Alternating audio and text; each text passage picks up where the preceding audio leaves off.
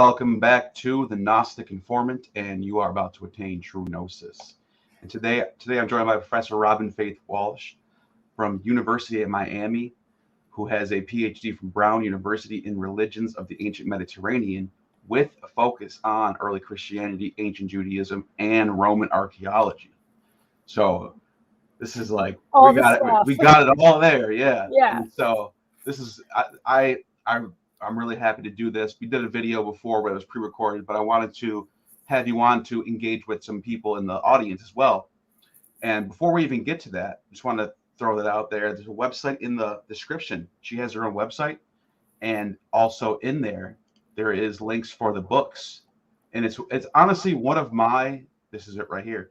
This is honestly one of my favorite books that I've read in a while, because it's just goes so deep into the early Christian ideas and some of the zeitgeist stuff that's happening in that time period.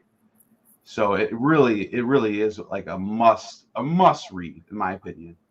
So I totally recommend it. And links are in the description for the book as well as the website. Go and check it out, and or get it for somebody else who might be interested.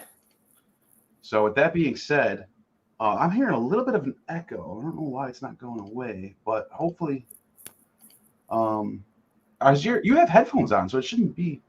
I don't know. Yeah. So we'll just keep going.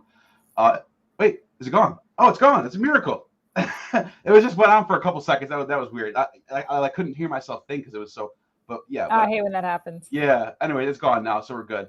So yeah, I want to just let the audience know. We'll keep it to Christianity, early Christianity, and try not to like go off in like political stuff.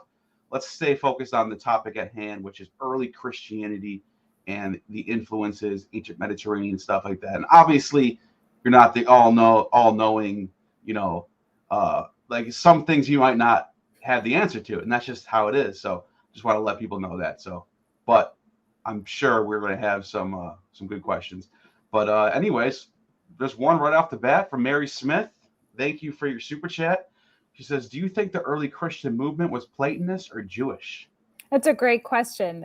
So it's really, and I don't mean this to sound like a dodge, it is somewhere in between, meaning to the extent that we reconstruct the early Christian movement based on the text, what we have are Paul's letters. Those are our earliest pieces of evidence.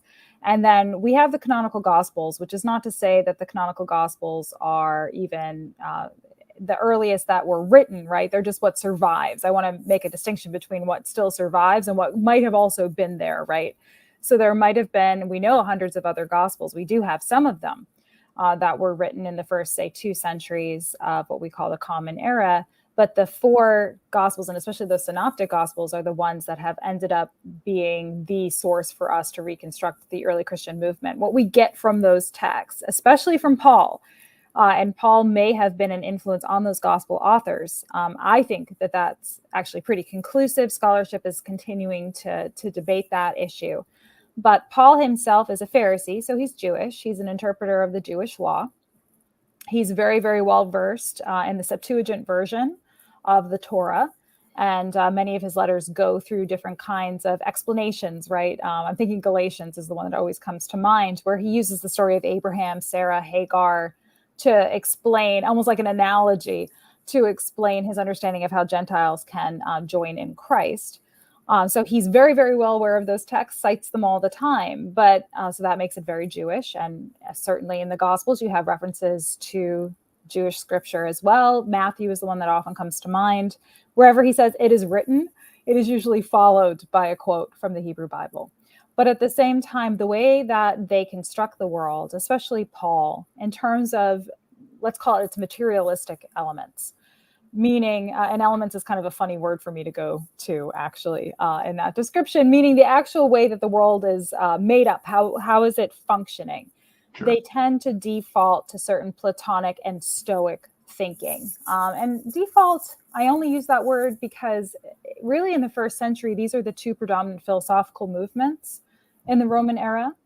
It's what people would have been educated on when they went to school. So if you're writing, you've been educated. So you know these texts very well. But it's also how the world, everyone tends to view how the world is constructed both ethically and materially. So especially with Stoicism, We often call this period Middle Platonism, meaning that you have Platonic influence, but Platonism only gives you sort of the ethics, right? It's a dialogue, the Platonic texts that survive, right? It doesn't give you all the information. Stoicism, as another philosophical movement, emerges about 300 years before the Common Era, but it's very popular in the first century, and it's very focused on what we would call physics or materialism. How does the world work? When that gets fused in with the Platonism as kind of an explanation, a filler for the things that are not answered by the ethical strategies of Platonism, we call that Middle Platonism. So Stoic physics combined with Platonic ethics. And wow, Paul, I never knew that. Yeah, so that's why it's Platonist, but it's Middle Platonist because it has some Stoicism. But the Stoicism is what really stands out in the letters of Paul. So whenever you see the word spirit, for example, in an English translation of the New Testament, the word in Greek is pneuma. We usually say pneuma. And that word was a technical term in Stoicism. And it was a material substance. It was just considered so super refined you couldn't see it with the naked eye. And so the way that the spirit works, that it interpenetrates people, mixes with their physical bodies, changes their constitution, forces them to act ethically, at least ideally. That whole idea, again, it's the ethics and the materialism combined in Middle Platonism as a strategy for explaining, how does the world work? How do human beings work? Kind of like an ontology, right? Yeah. So that we see in Paul very, very distinctly. And remember, he's talking to Gentiles too, who would have also probably been well aware, if not reading themselves, because we know literacy was limited in antiquity. At least they're aware of these Platonic ideas, Stoic ideas. We have examples. There's a scholar named Elizabeth Rawson, who sadly passed away a while ago, but wrote a lot about this. There are illiterate Stoics, quote unquote, rustic Stoics, they're called in the literature. Like, these are people who are not formally educated, but call themselves Stoics, who would just kind of walk around the town square and, give you their ideas. So we know that Platonism, Stoicism, they're operational as theories for how the world works. Paul knows them. He deploys them as part of his strategy, coupled with Jewish texts. And then it seems as though Mark picks that up. And then whether or not Matthew, Luke, probably Luke for sure, are actually reading the letters of Paul. At the very least, we know Matthew and Luke are reading Mark, right? So in that mix, again, those texts that have survived for us, that become sort of the centerpiece of how we make these evaluations. We see both Platonism and Judaism. And it's such a fascinating time because it's like you have these two schools of thought: the Platonists who think that there's these forms, then there's the Epicureans that think it's atoms and void. And you have the Cynics who are like living on the street and acting weird. Diogenes living in a can. But and then all of a sudden, I never thought about middle. I always thought because it was like the order. Platonism, middle, and then in the middle, and then neo. It's like stages, but it's middle because like basically Platonism was super, super popular. I'm going to name drop a few scholars here in case people want to read, further reading. That's what and just so you know, like where I'm structuring a lot of this stuff from. There's a scholar named Maren Niehoff who I really like. She writes about Philo quite a bit. And she notes that by the time of Josephus, so late first century, no one's doing Platonism anymore. It's like it's unpopular. It's not like the intellectual fad. It's all Stoicism at that point, right? So it's that little space in time, like really first century BCE to first century CE. You start to see, especially late Republic, like Stoicism starts to make more inroads. Platonism's still super popular, but you still see Stoicism being cited quite a bit. We tend to associate people who have pre-knowledge of this Stoicism with people like Marcus Aurelius, right? Or Cicero. So we think like late Republic Cicero to Marcus Aurelius, Stoicism is it rules the day. But in that stage, like you're saying, it's sort of a progression. You have Platonism super popular, Stoicism starts to make these inroads, that becomes Middle Platonism, and we judge that both because of the time period, but because you could see the features, right? And again, like we know from Platonism, it's actually ironic that we have a letter writer in Paul who uses like the dialogues of Plato in part. Like he uses, it seems pretty clear. There's a scholar, Emma Wasserman, who writes about this. Paul seems to know the Republic really well, Plato's Republic. And I've looked at this in my classes and sometimes had my students read Republic 9 or the Phaedrus. he seems to be aware of those too, which is, that he's using a dialogue and we get one side of his dialogue. You know what I mean? Like it's kind of funny, but you fill in those blanks. He does. And then a lot of these philosophers in this period fill in those blanks with Stoicism of like, it's good to know like about the forms. It's great to know like how to act ethically, but practically speaking, scientifically, like how does this work? And Stoicism steps up to the plate. Wow, that made a lot of sense. I just learned a lot just from that one answer. So thank you for that question, Mary. I appreciate that. Thank you, man. And Derek from Myth Vision Podcast is in the house with the question. This may be clipped for his channel, so no, I'm just kidding. But it might be. Dr. Walsh, do you think there was a communities behind the Gospels, including non-canon, even if the German Romanticism method is not correct?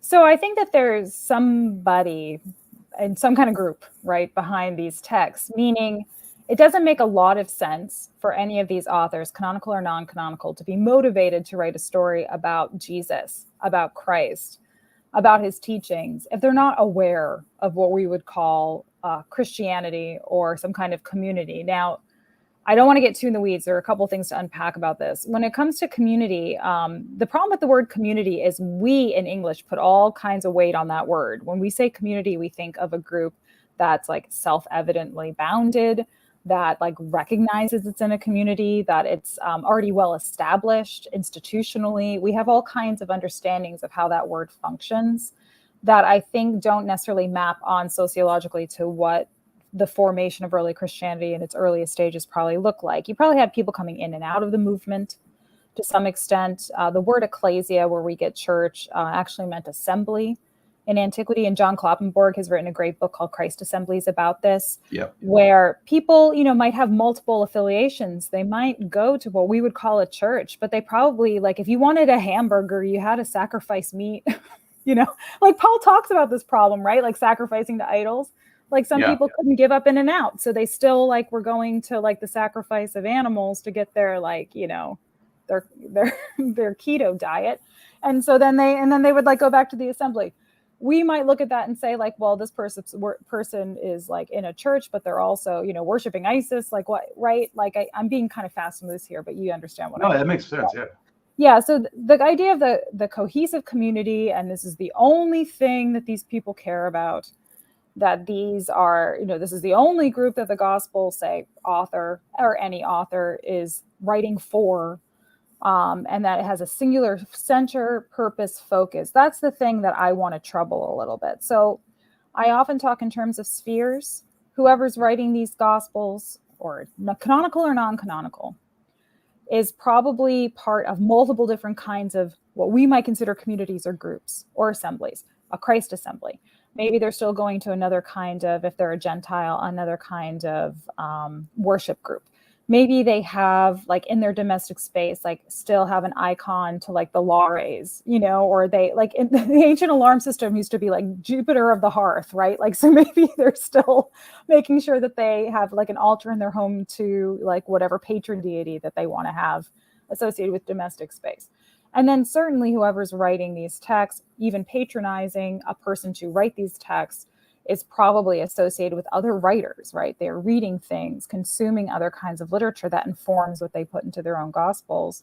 And most writers want to see their work spread broadly, not written by and for communities of a very singular nature. So I think that, there probably were Christians, or what we might call Christ groups, behind the Gospels to some extent.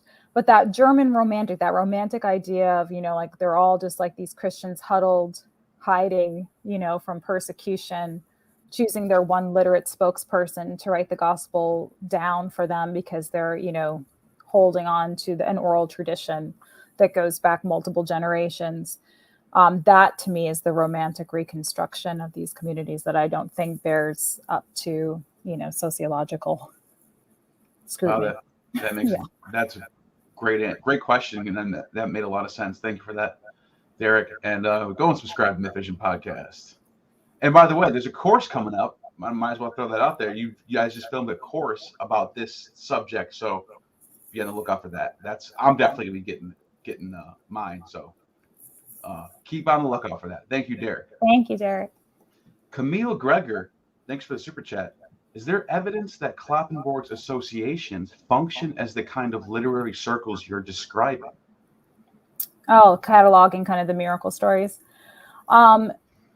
So the thing that only throws me off with this question a little bit is Kloppenborg's associations. I don't know if he means like the Christ associations or the way that Kloppenborg describes associations. So I'll kind of answer with both of those contexts in mind.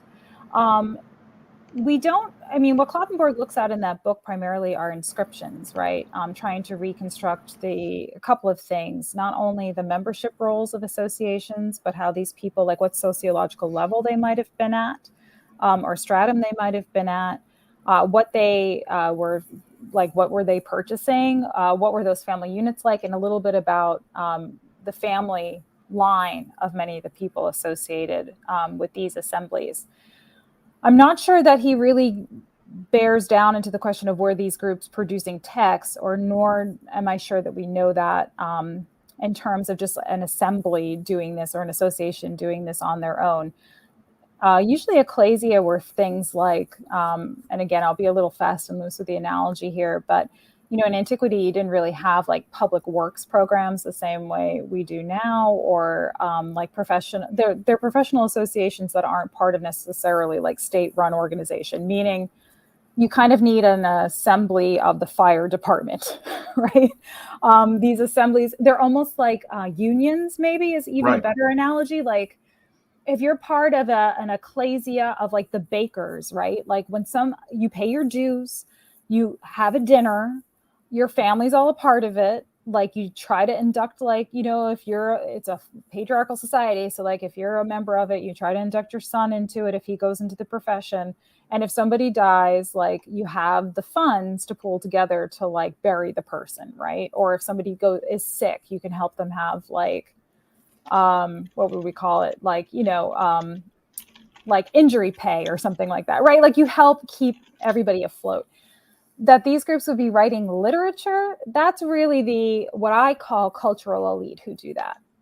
So cultural elite meaning you didn't have to necessarily be like a super rich guy to be literate, but because you could be, and this is the work of Candida Moss, you could be an enslaved person and be literate, but be enslaved by someone who needs your literacy within the household to, record things, send letters, write things down, right? So you could be culturally elite, meaning you have the education, the literacy to engage in literate culture. But that was really the purview of the elite, whether because of institutional structure or because of wealth. And so usually what you see are people on the wealthier side of things having not only the capacity to write stuff because they have like actual practical access to like papyri and ink, but it's also the Romans talked about this word, which is analogous in English, a luxuria. It was like a luxury to be educated in antiquity, and to a certain extent. Again, I'm not talking about people who are enslaved and this is against their will. Again, see the work of Candida Moss on this. But just generally speaking, to be well educated enough to write prose literature, even at the level of the gospel writers, you had to have a fair amount of schooling. Schooling was not legally demanded in the ancient world. You didn't have to go to school. Like I have to start sending my son to kindergarten, and like we went to the meeting and I was whispering to my husband, like, we're on the grid because like they start, like he has to be there at 9 and like he's got to be there all day, right? Like we mandate education in a certain way. That wasn't the case in antiquity. You usually just went to school long enough to be basically educated in whatever skill you needed. And then you moved on and you went to work. I was actually watching a documentary about Arthur Miller the other day, and like his father went to school for 6 months. That was it, in the early 20th century, because he needed to work. And the family lived in like a tenement apartment with 2 rooms, and they were sewing suit coats, and he needed to go to work. So they could afford to send him to school for about 6 months. And that was it. And then he had to go to work. And so he was functionally illiterate until he got married. His wife taught him how to read and sign his name. And then they gave birth to Arthur Miller, who became like a great playwright of the 20th century, right? Wow. But, so I give that analogy to say, like, you had to luxuriate to be able to learn enough to read and write. So the idea that an association, I mean, I guess you could say perhaps an association would indeed find somebody to record something down on their behalf, but usually it would be more of a patron-client relationship. And also that isn't typically what, at least from Kloppenborg's book, and I'd want to review it again, but because I read it last year. Oh, yep, it's a great book. I'm going to interview him, by the way. He's a wonderful scholar. Yeah. But he was really just trying to trace, kind of the sociological aspects, right, of what these associations do. Because I know one of my big takeaways from his book, and I had a chance to be in a conference with him last summer, and I asked him this to just like make sure I understood this right. But we don't have any documentary evidence of like a senatorial patronage of any kind of an association or assembly before very, very late in the Roman Empire. So these assemblies, especially these Christ assemblies, are kind of like a lower tier. If we're going to talk about economics, a lower tier, at least in terms of who's participating in them and who's sponsoring them. You don't have really elite patronage for a while for these kinds of associations. Thank you for that question. And yeah, I just wanted to mention that sometimes I do this myself. I fantasize the ancient world as like, oh, they had these beautiful Corinthian columns everywhere and everybody was dressed in robes and everyone's like, no, people were poor and it was hard to live back then. And you had to work. Yeah. And I don't know that we had any like literary assemblies, right? Like, right. If that's also another way you could read that question, Cicero, talks about his friends that he writes to. And obviously, like, we're not talking at the level of a Cicero for the reasons I just discussed.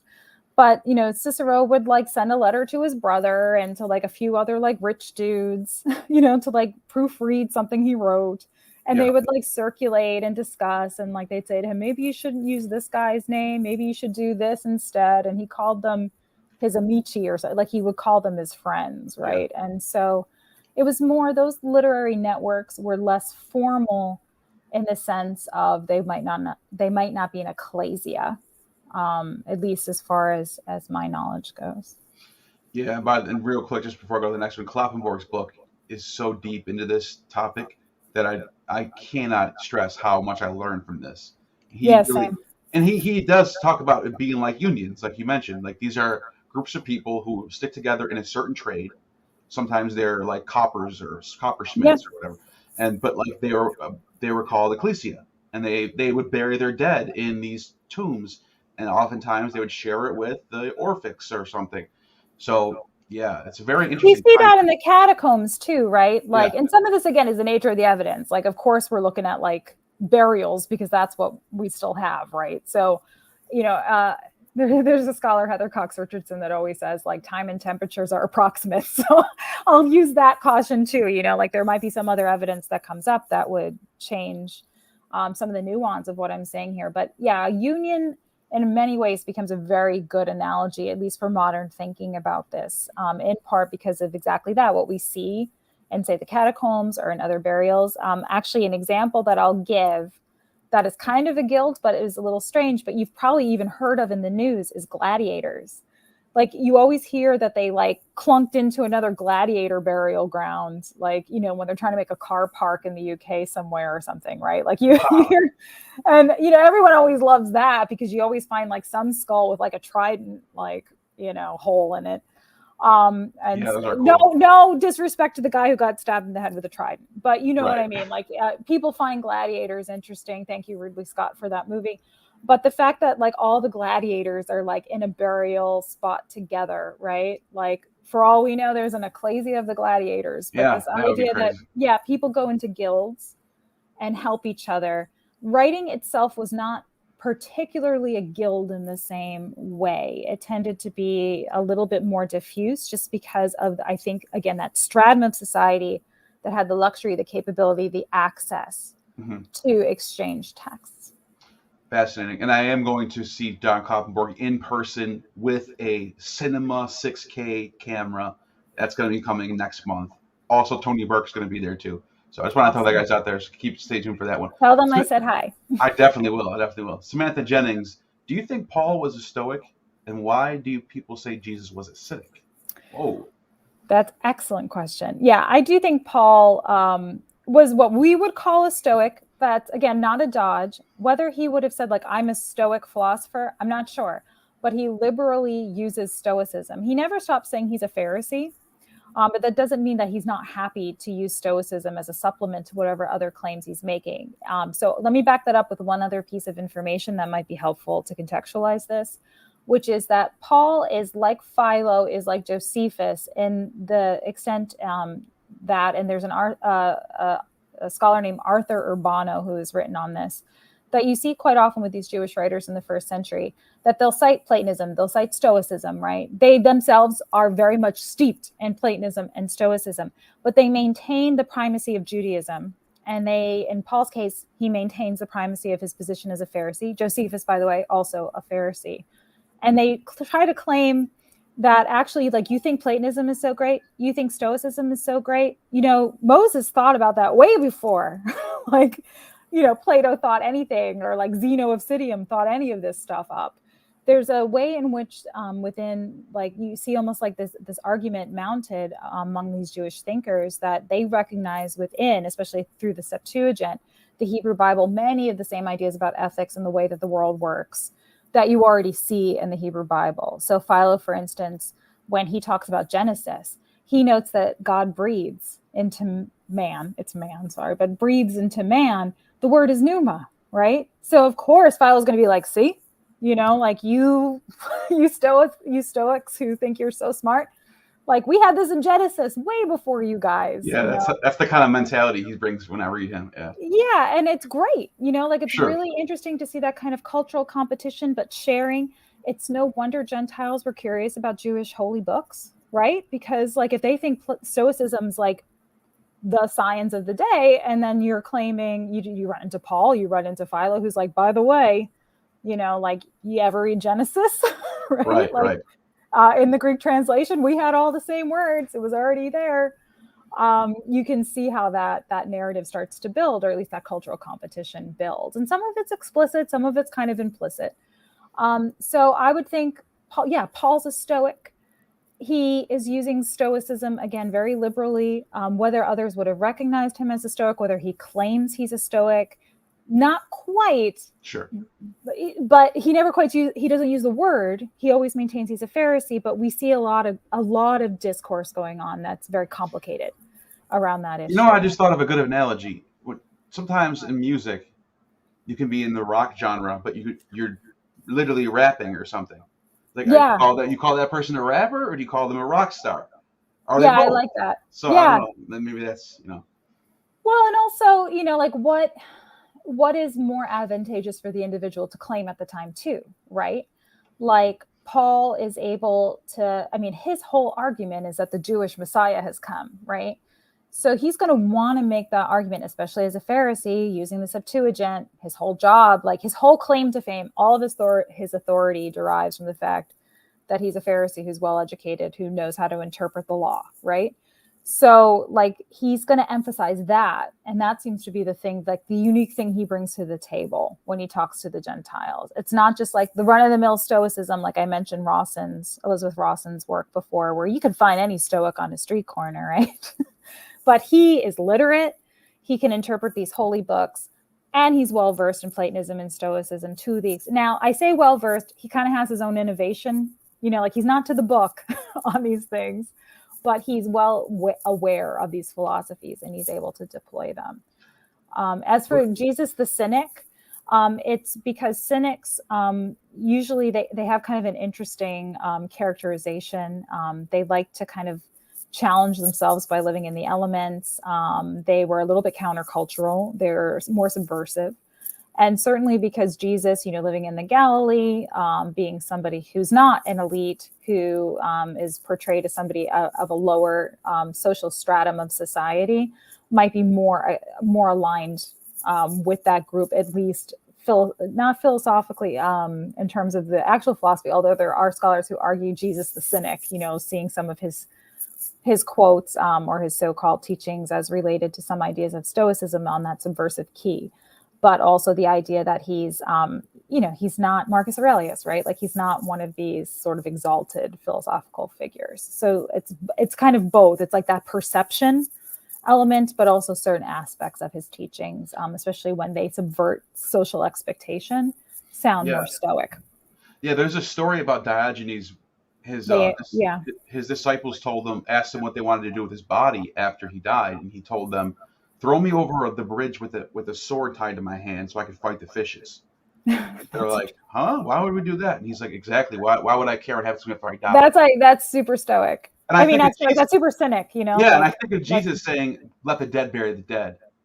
And I'm like, or like, you know, the kingdom in Gospel of Thomas, like the kingdom of heaven is like a man who kills another man. You're like, what? You know, like anything that makes you go, huh? That's cynic. Yeah. Exactly. So I can see that. That's the good question, Samantha. Thank you for that super chat. Very good question. B-Bear, thank you for the super chat. Why do you think Thomas was called twin? Oh, there's a later tradition about this. There's actually a lot of kind of late antique theology going on here, which like we start to depart from my area of knowledge there, at least, or like my area of like deep understanding of the trajectory. But there is a thought that Jesus had a twin in the womb in some circles, that he was fully divine and that Mary had another son that was also that was fully human. So there's that whole, like, didymus is the term sometimes you hear. So there's a later theology about that. There's mention of, you know, usually you have these attributions for other characters you see, especially in the canonical Gospels that kind of get their own spin-off story. So you have a lot of associations between that and this idea of a character of Thomas, because you have the Gospel of Thomas, you have the infancy Gospel of Thomas, you know, you see these references over again. Why that theology develops, that's the thing that I'm fuzzy on. I'm not sure. I understand it theoretically in terms of, like, you know, trying to create an attribute, like a certain kind of Christology of like divinity, but yeah, I'm not sure. Such a weird topic, because it's like, wow, how come the Gospels don't say when he was born he had a twin? Like, you know, but like, I don't know. There's a million things I ask about that, but who knows? You know, I once TA'd a course on late antique theology, which is like where like there's a cobweb box like somewhere in the back of my head with all of this. And I can remember there would have like these church fathers would have like whole gatherings where they would just like debate like the nature of Mary's womb. And I'm like I guess you had to solve these questions later on. But I always kind of picture, you know, like these kind of dusty dudes getting together in like a board meeting, like, you know, talking about somebody's cervix. It's just kind of a weird. It is a little strange, but thank you for that super chat. Drawing Down the Stars. This is one of my best friends. Go and subscribe to this new and up and coming channel. And thanks for the super chat. Appreciate it. How much of a role do mystery type rites play in the early Christian churches? Okay, such a great question.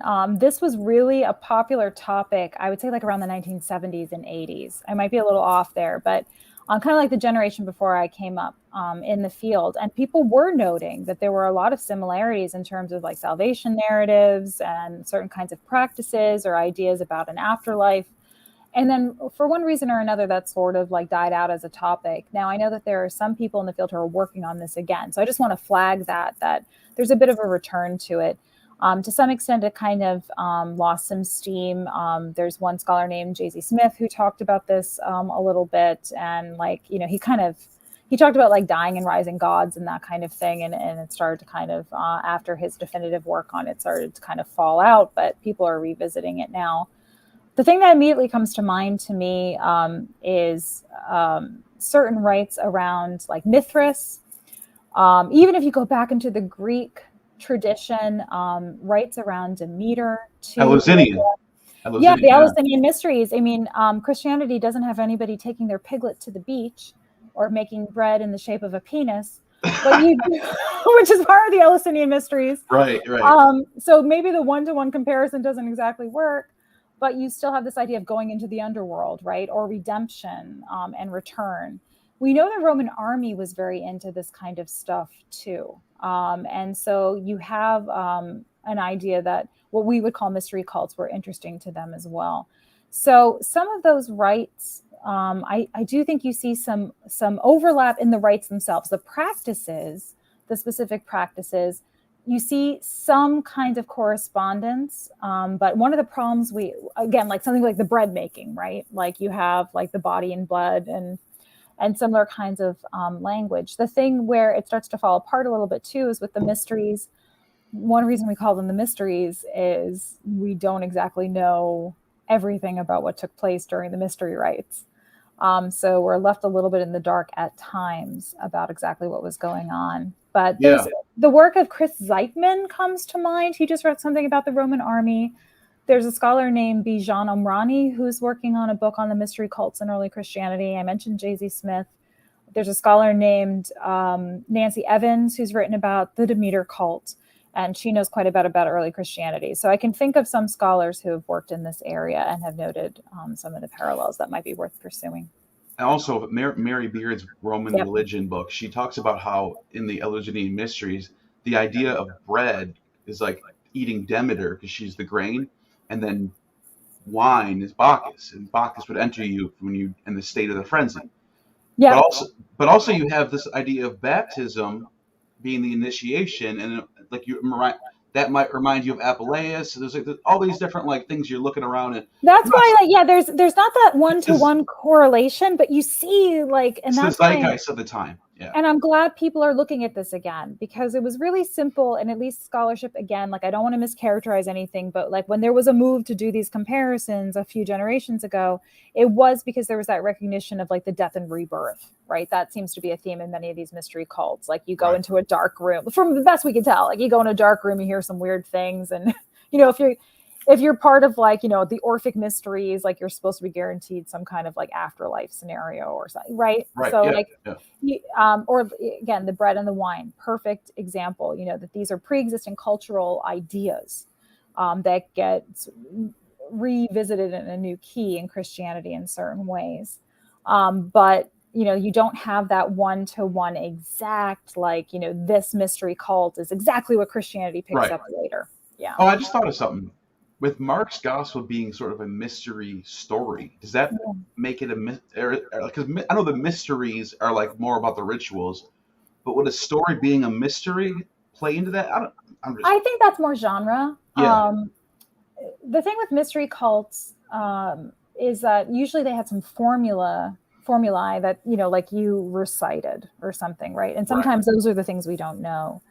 What was the code word, basically, or what was the safe word when you were being haunted by somebody. Yeah, they had I put back in the chest, I took from the chest. And if you look at the Orphic gold tablets, there's all kinds of formulae and things we can reconstruct some of this stuff. But really, I think Mark as a piece of writing is a genre. But the thing you're highlighting there is that, especially in Gospel of Thomas too, comes to mind for this. Gospel of Thomas starts off by saying, anyone who can understand what I'm about to say will never taste death or something like that, or, will taste eternal life. And so when you have that kind of Dervani Pyrus, Orpheus says, for those who have ears to hear, and the rest of you be silent, get away. And so there's that idea of in group, sort of back to that question that Derek asked about, are there Christians behind? You do have a sense of in group here, or some kind of mysterious answer to a question. You see what I mean? You've got that idea operative there, and so I think that's a shared element here too. But again, slightly different, but definitely resonances. Let's at least say, doing that comparative work, you see a lot of resonances between the two. Absolutely. Thank you for that question, and go and subscribe to Drawing Down the Stars. Myth Fishing Podcast is back with another one. I can't wait for your lectures. Do you think the 1 Corinthians Creed is a legendary in nature? We can point to the Gospels as legend, but Paul and that creed? We talked about this when I saw Derek last, and I think I wasn't sure then. I'm not sure. I'm sure. Now, I have a tendency to see these things as a little bit more nebulous than the idea of an actual creed being what Paul had in mind. And I'm not quite sure. Tell Derek to write another note. Can we point to the Gospels as legend? If we're trying to get down to we know Paul's writing to some group of some kind, right? The idea that they might have some kind of creed, okay, that's totally fine. It doesn't actually challenge much, except to say that Paul's invoking some kind of language to try to give a sense of community possibly to this group that, especially with the Corinthians, is otherwise not. But I would have to think a little bit. I have to keep thinking about this, and he can ask me the next time. I'll do some more homework on trying to decide whether it is a very interesting question, and I don't know if anyone can say for sure, but yeah, it's something to look I'd be interested to hear how you, as an expert, look at that. So thanks for that question, Derek. Shane Torres, thank you for the super chat. Dr. Walsh, what is your position on the authenticity of the contested Pauline Epistles, and what do you think are the best arguments against them? Okay, so the uncontested ones, if I can remember this right, I feel like this is a pop quiz. So we got First Thessalonians. This might not be in the exact order, but First Thessalonians, you got Galatians, Philippians, First and Second Corinthians, and Romans. And I think Philemon, most people count Philemon, and then there's always debate about Hebrews. And I think that there's been a renewed debate about Hebrews, but Hebrews, I think, is usually a contested Pauline epistle. I would say a couple of things. Here, again, I'm going to invoke the work of Candida Moss, who just had an article published about Paul. And again, thinking about, he says at one point in Galatians, like, look at how big my handwriting is, right? Like large letters. It seems as though he's dictating to somebody to write some of his letters at times. And this relates to her work on enslaved literate workers. Again, she's got 2 articles on this and one that just came out on Paul. So the argument for and against, I would say an argument for some of them being actually Paul is, what if he's dictating his letters to somebody and they're just kind of, they have their own writing style, right?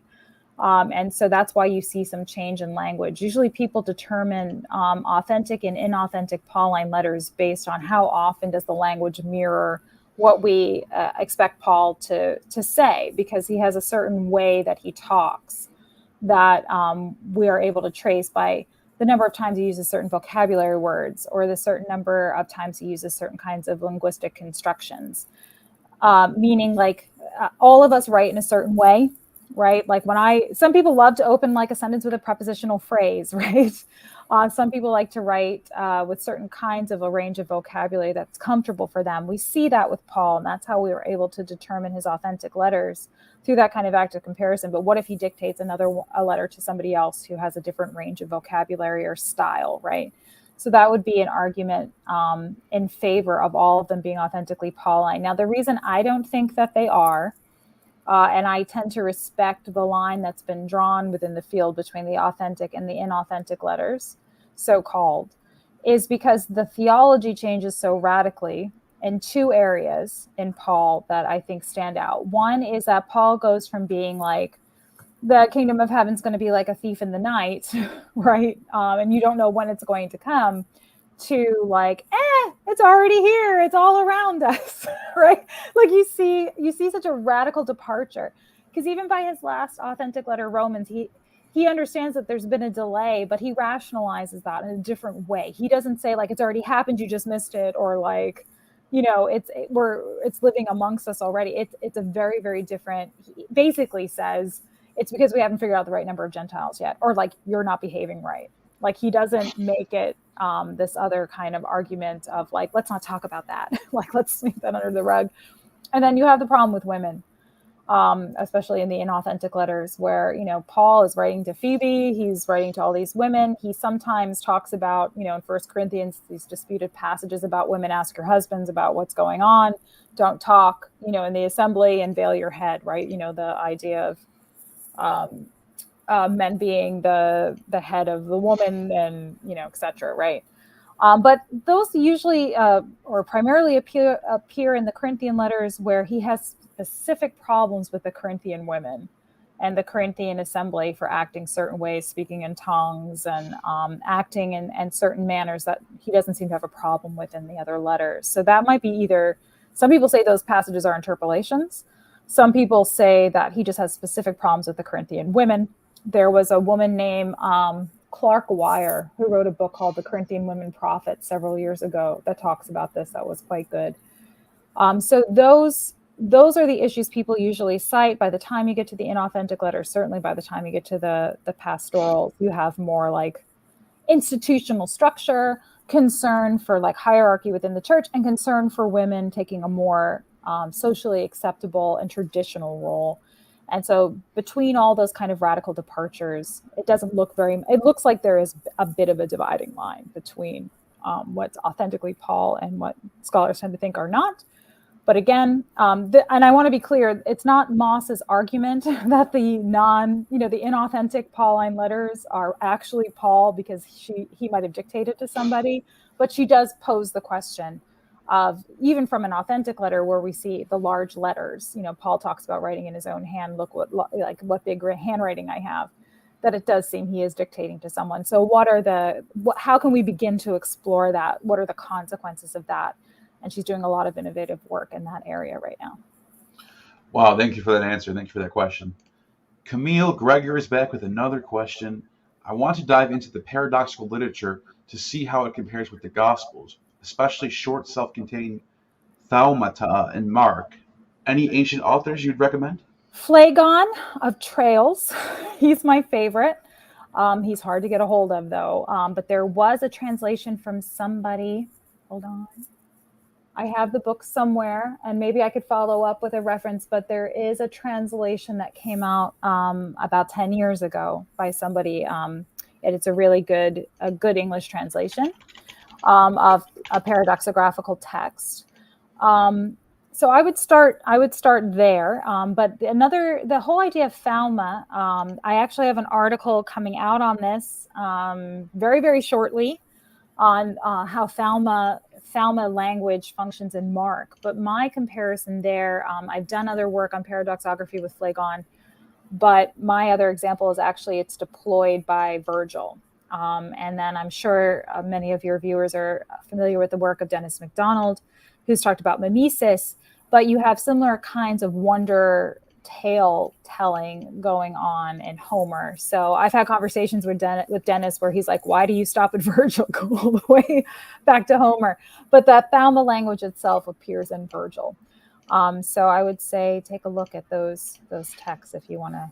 Yeah, I was going to say, I know Phlegon's not in Oxford because I probably would have had a copy by now, but here's one I found.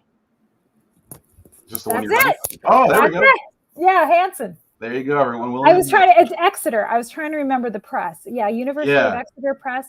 That is a great book. I carry that around everywhere. I had to interlibrary loan the original Greek, which was really, really, really difficult. And then it was the pandemic, and I was kind of hoping they'd forget so I could keep it because nobody had checked it out of the library since 1983. It's a whole story. Anyway, I had to give it back. Yeah. But I'm glad that Hanson got a hold of it, Nice. and it's accessible. But it's a really good catalog. And then, I just handed in the final draft of my article on this. It's a book chapter. There's a edited volume coming out by Crossley and Keith called The Next Quest for the Historical Jesus. And my chapter is called City and Country. And what I argue is that you see a motif among many writers, both within paradoxography and again, someone like Virgil, where the further away you get from the city center, the more wondrous things can be, right? The more authors feel able to kind of speculate about wondrous things that take place. And so I talk about that Thauma motif in Mark specifically, because what you tend to see not only is the idea of like wonder workings happening, but Thauma, the idea of people being struck by wonder. What you see in Virgil, for example, I give the example of Camilla, where when she comes into the scene, everybody's dumbfounded and amazed. They can't process what they're seeing. And then she leaves and they're like, what was that? The language is exactly what you see in Mark, like what we call the messianic secret. So like Jesus comes into the scene, everybody's dumbfounded. They're awestruck. They don't understand what he just did. He walks away and they go, who was that? Right. So like that combination of like paradoxography as like a wondrous event that's cataloged by someone like Phlegon, but combined within that genre of storytelling that we see with the idea of miraculous figures. And I have a lot of different attributions for scholars who have talked about this Thauma motif in the past, including someone named James Townsend, who's a classicist, who originally wrote a piece on Virgil and the Thauma motif that I read that made me say like, oh my God, this is Mark, right? That makes a lot of sense, because when you have a story and a certain scene in that story, for whatever reason, hits home for people like it, it's really popular, someone's going to come along and they're going to want to draw from that and sort of personalize it, put it into their story, and sort of try to hit that, like whatever that scene is, or whatever that energy of that story is, I guess, if that makes sense. Mm-hmm. And the thing that it does as a literary motif is that it puts you in a position so that you relate to the people who are awestruck. It's sort of like, or awestruck. It becomes like it's indicating to you as a reader or as an audience member how you should react to this too, right? Like you should treat like this was so wondrous that nobody can process it. There's a word like a thalma cognate word that like the actual like connotation of it is like people were so awestruck they almost lost their minds, right? Like, so you should know, like, not only do you have eyewitnesses to these events, but they were so wondrous. These people are like so wigged out, like they can't even like process what they just saw. And so we have this idea, you know, we call it the messianic secret of Mark, but it's really just a literary motif that goes all the way back to like, you know, some of these catalogs of paradoxography or even like famous writers like Virgil. Thank you for that, Camille. Ted Francis says, do you think Paul's epistles are a form or maybe of a Platonic dialogue or a philosophical episode? I wish they were. I think it would be so cool if it turns out that he like innovated on Platonic dialogue to the point we just have like one side of Socrates, right? I think that would be super cool. I think that there's too much of a tradition and actually something I want to work on. So here's where like the limits of my knowledge, but it's occurred to me several times in the last year writing my second book. How much people were aware that their letters would circulate after they wrote them? Like sometimes I wonder, did Pliny know like his letters were going to be put into a collection and circulated later? Did Cicero know that people would circulate his letters? And so it's kind of one of those things I'm cataloging for myself to try to figure out, like how much was a letter private or public? And so even if we do understand that Paul was writing a letter to a specific ecclesia for specific needs, and it's one side of a conversation with philosophical content, was there still an understanding that this was crafted in a way, like not in the theological, again, that like German romantic idea of like, it's going to circulate to all the churches and like, you know, Turkey, right? But that these things would be preserved in certain ways to be scrutinized to the extent that they're scrutinized. And the reason I emphasize that is back to one of the first questions, you know, is this idea of Platonism and Paul and the Gospels. Like I do see Paul as marrying Platonism and Judaism, but then again, I do think Mark read Paul. And so how did Mark get a hold of Paul, right? Like, because he doesn't end up writing like a Pauline gospel, right? Like he uses Paul to think about Stoicism and then couple that with like a philosophical system and a story, a biography of this man, Jesus, right? So there's a lot of messy stuff going on here that makes me wonder about distribution models, publication in the ancient world, and how we need to continue to think about these things. Thank you for that question. Wayne Wright, was John Logos in the first few verses of his prologue more in line with Jewish wisdom literature than like Proverbs 8 or Sirach 24, or more philo, like as far as the logos being pre-existing being? I wonder how much we can divide those two things. If we assume that, you know, educated Jewish thinkers in this period, or thinkers, you know, say John wasn't Jewish, but he's, you know, functioning within the parameters of thinking through the Septuagint, that language would have just been there. You know what I mean? And so I would say if I had to choose between the two, more so philo, because that's more in line with what's going on intellectually, culturally, particularly within Judaism and the use of the Septuagint. But I'm not sure that they're mutually exclusive. Wow, great question and great answer. Super great question. Henry Mars, thanks for the super chat. Authors of Mark use Homer, allegedly. Thoughts? Yeah, this is something Dennis MacDonald has talked about. So I could just, thoughts. Hold on, there's an ambulance going by. Okay. So some thoughts on that are, I like Dennis's work a lot for a lot of reasons. I think he's onto something with mimesis. I may not agree with him in every single comparison. And I may want to narrow, as I just talked about in my Thalma Mark article or chapter that's coming out, that I want to nuance the parameters of literature that someone like Mark may have had access to. Like, can I get more specific, right? So I may want to add more to it, but again, I had a conversation with Dennis that is actually on YouTube, where he was saying, this idea of like the misrecognition of the returning hero, right? That's Homeric, right? Yeah. Oh, yeah. I see it as Thalma, but he sees it as a Homeric motif, right? So maybe we're both, like, who's to say an ancient reader wouldn't have heard both, again, resonances, right? Like, we don't have to like fight about which one is more right in that respect. What I'll say is this. One thing that sticks out to me about why I find Dennis's argument appealing beyond its obvious merits, which is back to this idea of like, let's get practical and historical about how people in the ancient world functionally became literate. Like, when they went to school, what did they do, right? Like, I'm always obsessed in my work with like, break it down to the practical aspects. Don't assume anything. Like, what do I know it took to go to school? How long did you have to go to school to be able to do X, Y, Z? What did you learn, from? And we know that Homer would have been, even in like basic schooling, possibly somebody that you would have like learned to even just write letters, like based on like a Homeric line, right, in school. So just think about like, my kid comes home these days, like just trying to repeat the alphabet, like trying to get his R's right. Like you might have given in, ancient school paideia, a line from Homer for somebody to like try to copy out.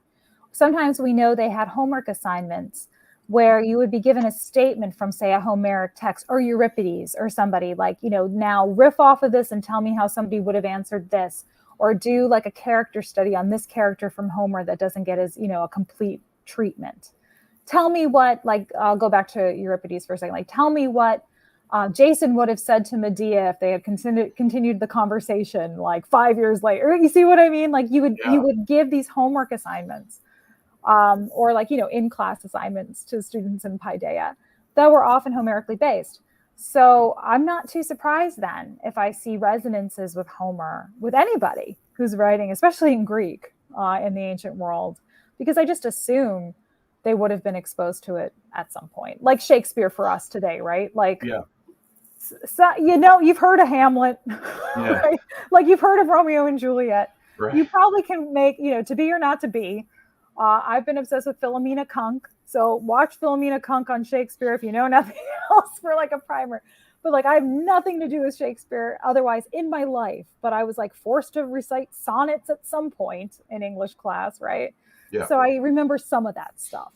So, and I'm pretty sure I talked about Shakespeare at some point in the book. So like you can already now reconstruct my education a little bit. And it's that kind of principle I try to bring to the ancient world. Thank you, Henry, for that. Shadman, thank you. Is James responding to the letters of Paul? There's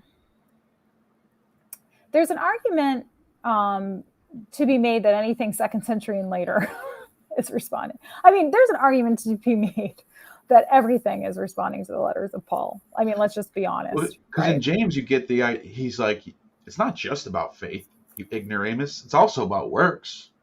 And you can argue that he's like, because Paul has this idea that it's all about faith and that's all you need. And but Paul, that gets over. That's interesting you bring that up. That gets so the whole faith versus works thing, that is very much a later Protestant interpretation, like a Lutheran specifically, but Protestant interpretation of Paul. That has a lot to do with our translations too. What Paul says is that it's not just like what we would translate as works alone or just the law alone, but it's also this idea of pistis, of faith.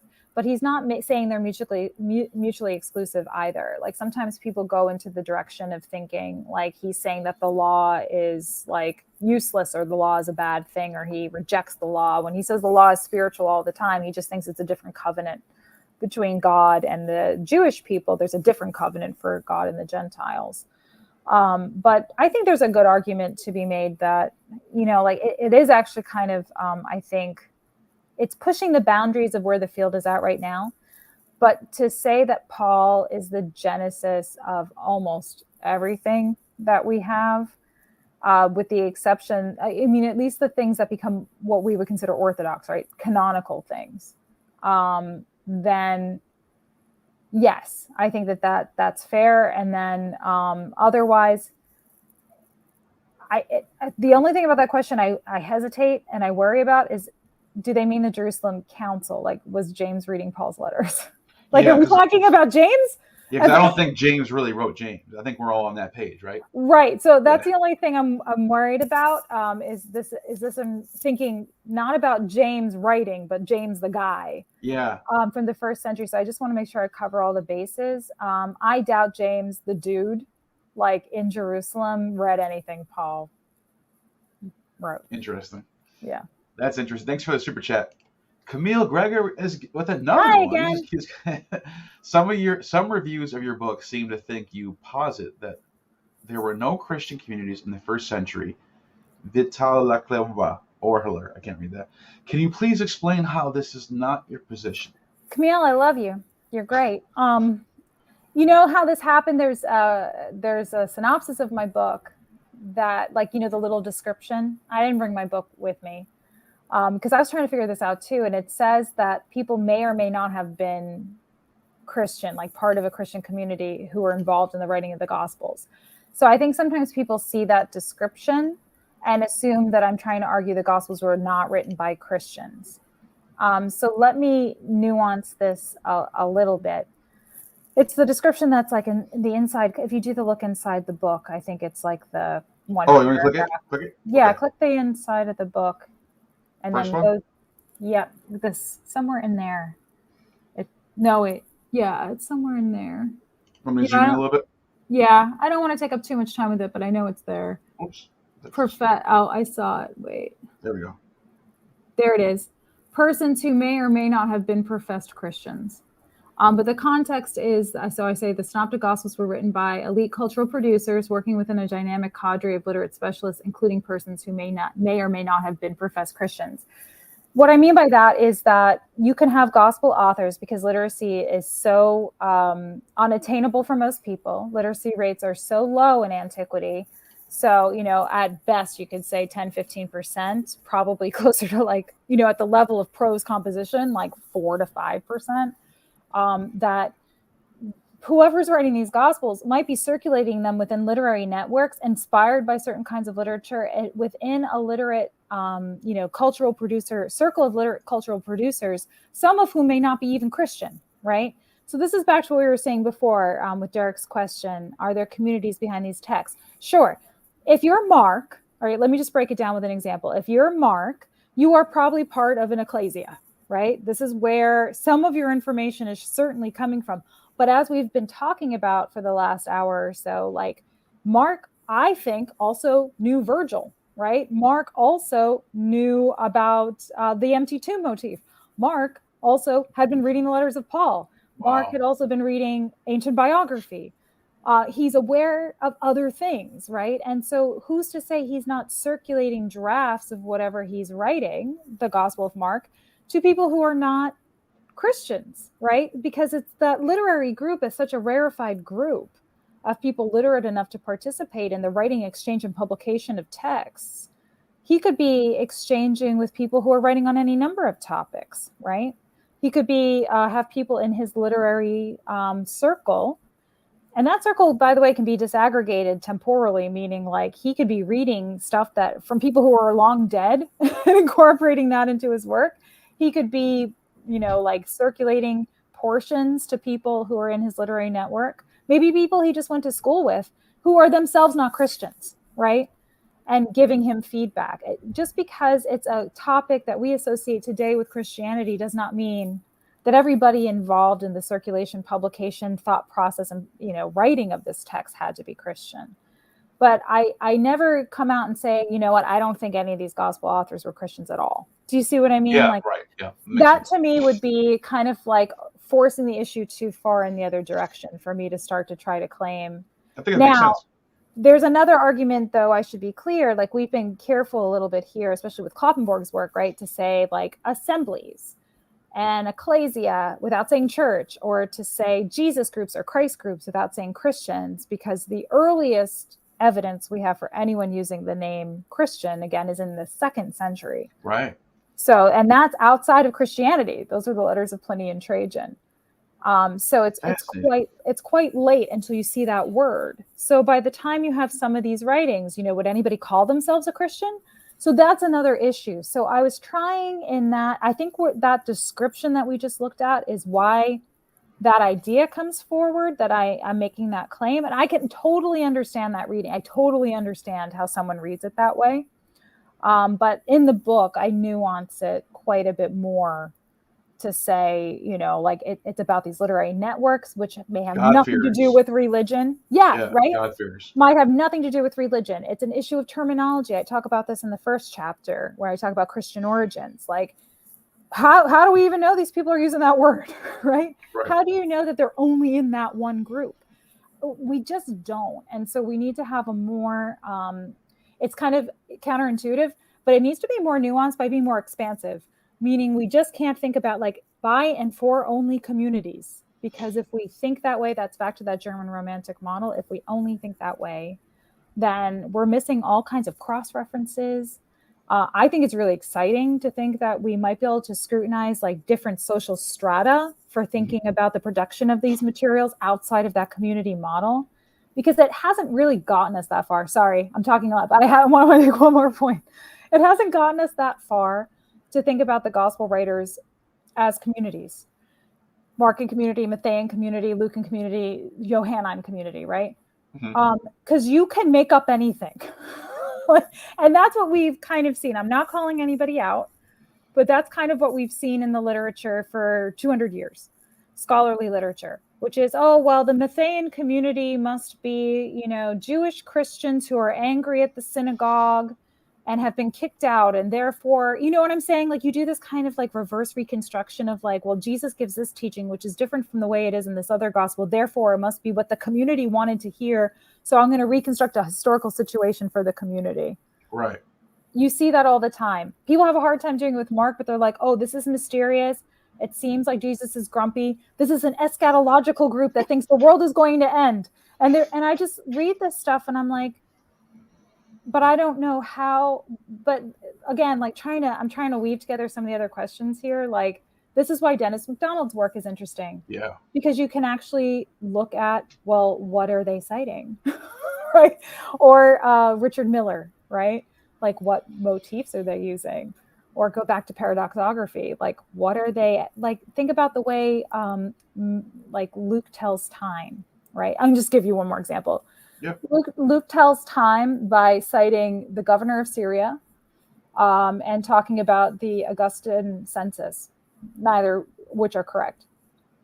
And so sometimes scholars will be like, oh, well, he's trying to bring secular time into heavenly time. And that's what paradoxography, if you're about to say somebody gave birth to a monkey, you're going to try to locate it in time, which is actually something Phlegon talks about. He's like, so-and-so gave birth to a monkey during the reign of so-and-so. Like you mark extraordinary events in time, even if it's not correct, by naming a ruler at the time in order to convince somebody what you're arguing is correct. Luke tells time the way paradoxographers tell time. And so it's that kind of thing that I think is more fruitful for us than trying to assume Christians, assume community, assume every topic, theme, motif, citation, everything in these gospels must be about the community desires, rather than about what writers tend to do, how they're exchanging text, how they've been educated, what their cross-references are. Wow, that was a great answer. Appreciate that. Thank you, Camille. Thanks, Camille. Soda Cabbage, cool name, by the way. Is there a biblical Greek, or do the ideas from your book support translating the Bible like other Greek from the time? So, later manuscript traditions, especially as you have the institutionalization of Christianity, start to develop their own kind of like shorthand in Greek, so that you have like certain words that, like you can do like an X with a line over it, it means Christ and stuff like that. So I'm going to put that aside to acknowledge that there's something we might call biblical Greek. The Greek that we have in the New Testament is called Koine Greek. The word koine means common. And so what it is essentially is it's not the classicizing Greek that you get from like a Plato, but we know it's the kind of Greek that people going to school would have learned, or like Homer, right? It's the kind of Greek people in school would have learned. And the Koine is just a more, again, by common, just kind of a more accessible Greek. You can read Koine Greek if you've been trained in classical Greek. And I did the work in my own lab. Wow. I was a classics major in college. So I took classical Greek for 3 years, and I had like maxed out all the classes. And the reason I ended up here is because the classics professor was like, well, why don't you go learn Koine by reading the New Testament with the New Testament professor? Because there was like nothing else for me to take my senior year. And now here I am. Wow. And so it was easy for me to sit down and make sense of the Koine Greek. So it's not hard to do. There are definitely changes in like verb forms. There's changes to some degree in some of the language and structure, but it's not inaccessible. We've been making a few analogies in this conversation to try to help contextualize. This one is sloppy, Sure. but it's almost like you and I were talking about the founding fathers. Yeah. Weren't we at some Yeah, point? that was us. Yeah. And like that kind of English, when you read, like, because I don't want to go all the way back to Shakespeare, but like when you read something like Victorian English, right? And some of this has to do with colonialization too. Like it's a very, very complicated topic, but when you read like old school English, you know the difference, right? Right. Like of a very kind of like high form. Thus English. saith thou. Yeah, and I don't even want to go that far back, but yeah, like you can tell from Victorian writing the difference, right? One of the writers that I think kind of marks that I'm kind of, you've all probably picked up, like I read broadly on like literacy and literature, and like I was talking about Arthur Miller a second ago, and so I try to think about these things broadly, and I look for trends in modernity that will help me understand antiquity. And so like Hemingway, before Hemingway, English was like impenetrably difficult, right? Like if you picked up a novel, it was incredibly difficult to weed through. And then Hemingway devised this very simple, short sentence structure, right? Like direct kind of writing. And that really sort of transformed writing in the 20th century in many ways. Wow. And it's that distinction that I'm trying to draw between accessible kind of common language.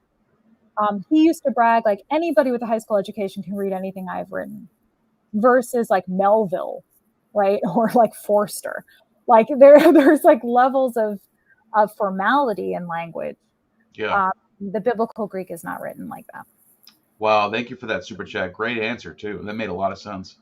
Sebastian Elder, thank you for the super chat. Ignoring other discrepancies, should Matthew's flight to Egypt and Luke's return to Nazareth be viewed as happening at the same time? Is Jesus around 2 years old in Matthew's narrative as opposed to an infant in Luke's? I suppose, but I'm not as hung up on the historical Jesus aspects of those kinds of details as much as I am on the literary aspects of them. In the case of Luke, so just to unpack that a little bit, like Luke has a much, much more dramatic and like novelistic account of Jesus's infancy than even Matthew does. And Matthew, because of his interest, he's interested in a couple of things. He's interested in citing, as we mentioned, he says it is written all the time and cites the Hebrew Bible. But he's also interested in Stoic ideas too. So I don't want to overstate it, but the idea of the flight from Egypt, thinking about, Jewish texts, that's quite in line with Matthew's interest in structuring a genealogy and citing Hebrew scripture. And so it's those kinds of interests that I think are more at play here than accounts of historical Jesus, if that makes sense. And Luke having like the pregnant woman on the donkey going like 200 miles or whatever it is, and like the three wise men and the angels and like he's got like a much more novelistic story versus Matthew's sort of understanding of his need to fuse his narrative in with the Hebrew scriptures. And that I think is more, so sure, historically it's plausible, but I think for my reading of these texts, I'm more interested in those literary allusions. That makes sense. Thank you for that question. And Camille with another one. He's the Yay! all-star. He's the all-star today. Thank you, Camille. I really appreciate the support. And you've been asking great questions that are making this video great because it's good topics and good discussion. So thank you for that as well. What do you think about the idea that Marcion was basically right about the origin of Luke and that Acts was written specifically against him? See, Camille knows this. Camille goes deep. Like, yeah, Camille, send me an email. I didn't even know that Marcion said that, but yeah. So there's, I think this is Marcus Vincent's work. And I'm not 100. So Camille, seriously, send me an email. Your questions have been great. There has been a little corner of the field, about 3 or 4 scholars. There might be more, so I don't want to name all the names and forget somebody. But I think Marcus Vincent is one scholar who's been talking about this in recent years. But there's an idea that a lot of the content that we associate with the first century, including things like Luke, and even, I mean, frankly, I think the argument extends to all of the Gospels, might have been written in response to Marcion. I believe Vincent also makes the case that, or at least one part of the argument constructed here, is that you don't really see a reliance upon the Gospels, references to the Gospels, or I guess you would say like a ramp up of interest in the Gospels until after you have Marcion on the scene, right? So the question becomes, have we overdetermined the dating here? That the reason Paul's letters become important in the aftermath of even like the war into the 2nd century, that the reason the Gospels are written are all in response to this Marcion character, rather than that traditional trajectory that we've reconstructed from the 1st century for Christian origins. I have read around this a little bit, because when I first heard this argument, I was really intrigued, especially in writing about the Gospels. You know, if you could show the Gospels are 2nd century, I want to hear the argument. And part 2, because I've been interested in the work, I believe it's Mason who's argued that the Gospel of Luke must have been informed by Josephus. I think there have been a couple of articles in a book about this by Mason, and then Vincent's work. And then this whole movement towards thinking about Marcion, because I don't love our dating of the Gospels by any means. This idea of like Mark, like the second the temple fell, he like, 70. And then like, why 10 years later for Matthew? I don't know. Like why 10 years later for like, Right. Like why couldn't they have been in the same circle? Right. Like, and then the genealogies are different. They have different people in there. I don't understand why we do this. And, at this stage of my teaching career, I have to tell people, like my students in New Testament, or I'm teaching a class called Jesus, Myth, and History right now, where I'm like, okay, I'm going to tell you what the predominant line of thought and scholarly consensus is in the field for this dating. And then I'm going to turn around and look at you, right? And so I do it, and I do some board work. I have some PowerPoints, and I turn around, I'm like, okay, so that's it. And they look at me and they're like, that's what you got? Like I tell them the argument, like, well, Mark is shorter and Mark 13. And like I give them the argument. I tell them the 4 source theory, and they just look at me like I'm crazy, right? So I think that there's good reason to revisit these questions for sure. I think scholars like Vincent are asking great questions, and I think it's worth pursuing. Am I there yet on, I'm more inclined towards Acts could be written in response to Marcion, possibly, but now we're getting into the weeds of like, is the author of Acts Luke, right? I have a student working on an independent study right now on that topic, actually. But I think we should continue to scrutinize, like, what's Marcion's role here, right? Yeah. I think Marcion has ended up shaping a lot more than we give him credit for. I would love to continue to press down on this issue of when were the Gospels written, and revisit our dating strategy. I think that would be excellent. I think a date pushing into the 2nd century is very interesting to consider. And so for all of those reasons, I'm intrigued.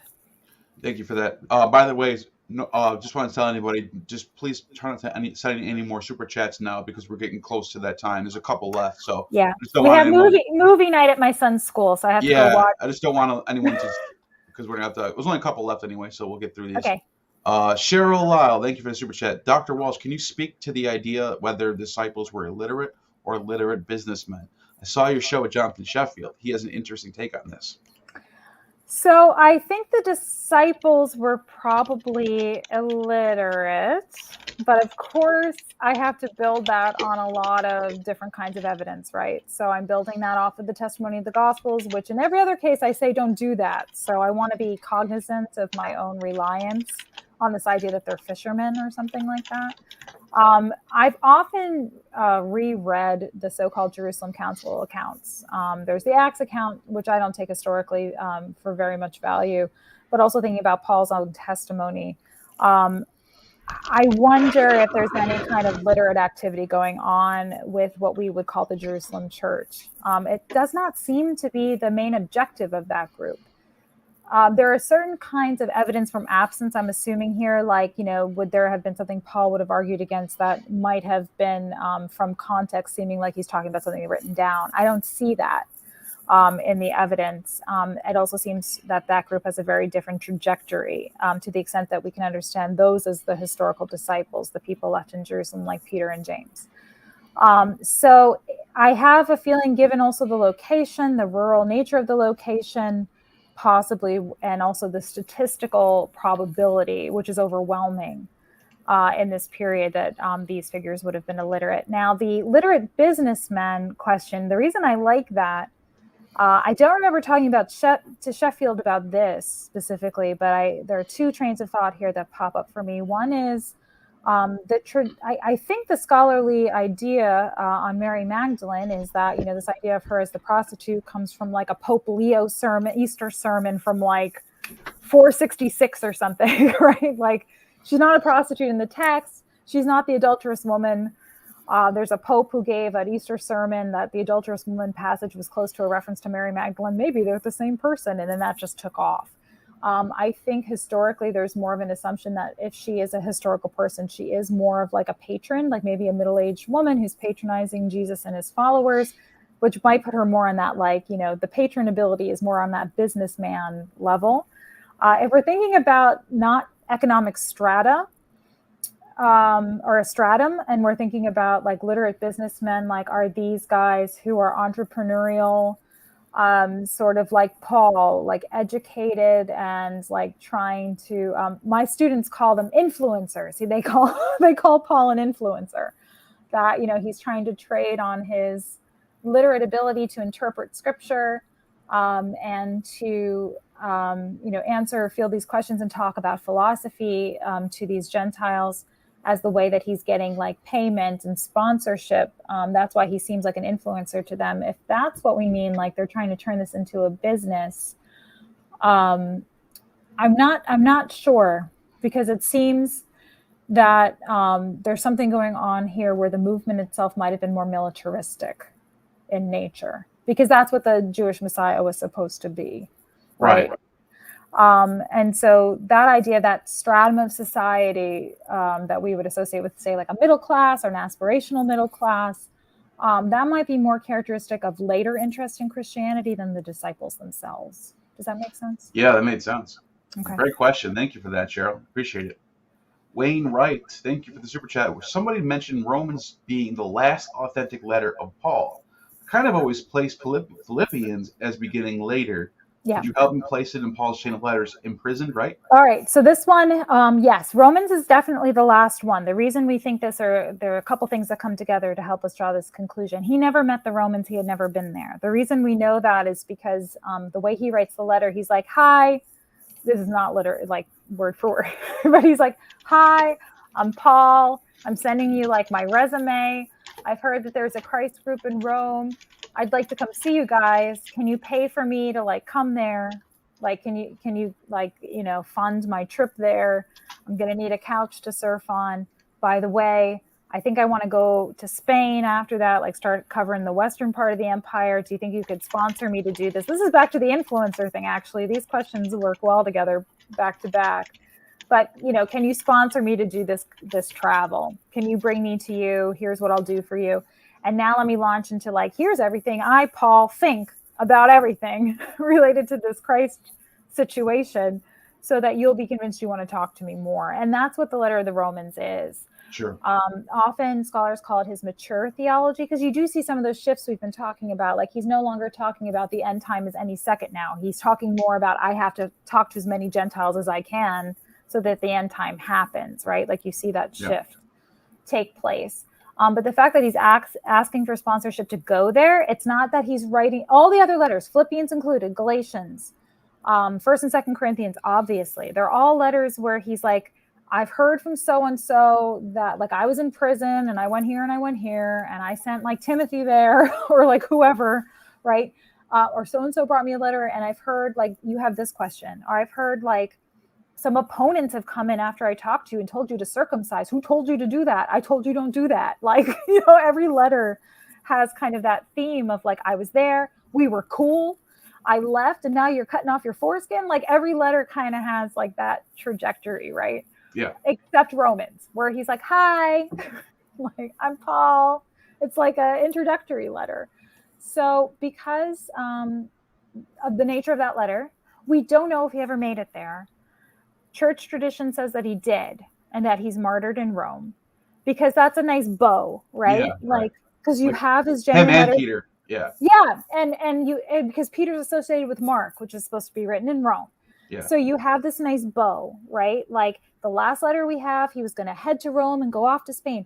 We have relief, like not inscriptions, but like drawings of Paul on a boat named Thecla on his way to Spain. Like, there's a whole like tradition, of like him. He made it to Rome. Maybe he went off to Spain. He comes back to Rome. Like, it's a continuation of the story, right? Because that last letter places him on his way to Rome. But we just don't actually know what happens. But it's clear he hadn't. It's clear it's last, both because of the nature of what he says, like his ideas have changed so much, and because it's that last stop before he drops off the map. Makes sense. Thank you for that. Cheryl Lyle, thank you for the super chat. Was Paul a Christian? Doctors Jennifer Bird and Pamela Eisenbaum say no. Yeah, no, he's not. Is he Jew? Yeah, he very much always maintains that. Sure. He derives his authority from being a Pharisee. He derives his authority. He says he's from the tribe of Benjamin, which is a historical thing. What he means by that, it might just be a factual statement. Yeah. But people talking about being, of certain familial lines within Judaism is common in that period. He aligns himself with that particular tribe. He talks about himself, and again, that trajectory of Jewish prophets. His idea is that this end time was always predicted. That is a Jewish idea, a Jewish Messiah. Jesus happens to be the Christ, the Jewish Messiah, in Paul's estimation, purely because he claims he saw the resurrected Christ, which told him two things. One, that the end time scenario is on its way, the one that's been predicted within Judaism, because you're supposed to defeat all the archons and enemies of the earth. And the greatest of all is death. And so if Jesus defeated death because he's resurrected into a spiritual body, then Paul takes that as proof that Yahweh, that the Jewish God, has enacted these end time events, that it has begun, and that because he says over and over again, because of Christ's faithfulness, like Abraham's faithfulness to the Jewish God created the covenant between the Jewish God and the Jewish people. He says over and over again, it's Christ's faithfulness. Now, our English translations mistranslate the Greek. And Stanley Stowers has written about this in his book, Rereading Romans, it appears, and his article on the participation in Christ. And I can send those references to you too, but it's a difference between a subjective and objective genitive in Greek, which every time Paul uses that clause, and every other place, including when he talks about Abraham, English translations always translate it. It's Abraham's faithfulness that created the covenant. Except in English translations, when you hit the same exact phrase in Greek in the same exact word order, but it's Christ, we retranslate that as faith in Jesus Christ. Because that's a later theological description, right? That's huge. Yeah. Because they're taking Jesus out of being a man like Abraham and making him into something that is the God. Yeah. That's because it's all because of later translations, right? But in the Greek, it says Christ's faithfulness, and he had just talked about Abraham's faithfulness like 2 lines earlier, and then he says, and because of Christ's faithfulness, he was resurrected by God. Like that, his faithfulness in being like, so remember Abraham, like supposed to kill his son, like supposed to do these horrible things. And, because of his faithfulness in God's plan, his willingness to do it, it was that faithfulness that establishes a covenant. Christ's faithfulness in God's plan to die on the cross resulted in God resurrecting him. Yeah, the early Christians didn't think of him as God. No. He's subordinate to God. It's very clear in the text. And he's a heavenly being now who has been resurrected, who's appearing to the people he needs to inform them that he's about to marshal his angelic army to come down and kick butt. That's what's going on. But that's normal apotheosis that we see in other places. That's not like... That's how, certainly the idea of a man becoming a god or Sure. a man, none of that would have been weird to anybody. Right. And by the way, as far as Paul saying, we kicked off the end times, it's been a long end times. 2,000 years later, we're still in the end times. Well, that's why his theology had to change by That's Rome. why they changed it, right? Yeah. But anyways, we have people one were more. asking. Yeah. Yeah. I know you got to go. So this is the super sticker. Thank you, friends. The last one is Camille Greger. Thank you. Yeah, full circle. Camille, you've been really carrying the team in this one. I really great. appreciate it. I'm glad you sent an email. Email sent, by the way, Seneca calls Claudius apotheosis. Oh, we just talked about this. Good news. Bonus nutius. And there's a group resurrection. Juris came out of hiding, looking like brought back to life. Cool. See the email. I'll see the email. That's Well, awesome.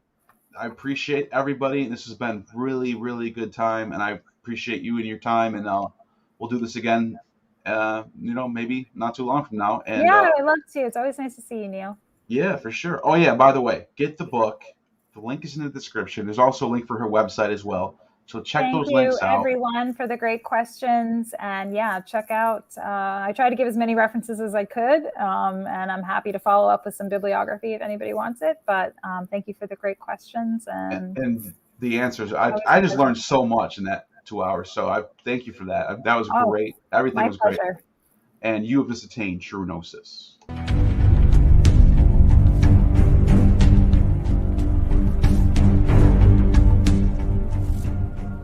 You have just attained true gnosis.